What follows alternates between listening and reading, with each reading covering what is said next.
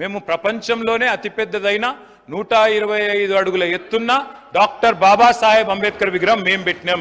సచివాలయానికి డాక్టర్ బాబాసాహెబ్ పేరు పెట్టినాం.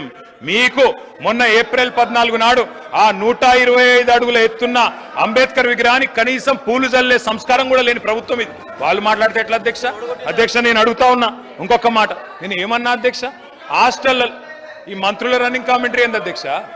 అధ్యక్ష మైక్ ఇవ్వండి సార్, మైక్ ఇవ్వండి. వాళ్ళకి ఏం పద్ధతి సార్ ఇది? అధ్యక్ష నేనేమంటున్నా అధ్యక్ష, మెస్ ఛార్జీల గురించి మాట్లాడుతున్నారు అధ్యక్ష. వీళ్ళ విచిత్రం ఏంటంటే వీళ్ళకి పాపం తెలియదు. కాంగ్రెస్ పార్టీ ఏదో నిన్ననే ఆకాశంలో చూడిపడ్డట్టు, ఇదివరకు లేనట్టు 50 ఏళ్ళు ఈ దేశాన్ని నడిపింది, రాష్ట్రాన్ని నడిపింది మీరే కదా. ఈ సమస్యలన్నిటికీ శతకోటి సమస్యలకు మీరు కాదా మూలం? ఇలా మీరు మాట్లాడితే ఎట్లా అధ్యక్ష? మెస్ ఛార్జీలు ఎంత పెంచినామో సభ్యులకు తెలియదు. మా ప్రభుత్వంలో ఎవరు దండం పెట్టాల్సిన అవసరం లేదు, దరఖాస్తు పెట్టాల్సిన అవసరం లేదు, ధర్నా పెట్టాల్సిన అవసరం లేదు. ఇవాళ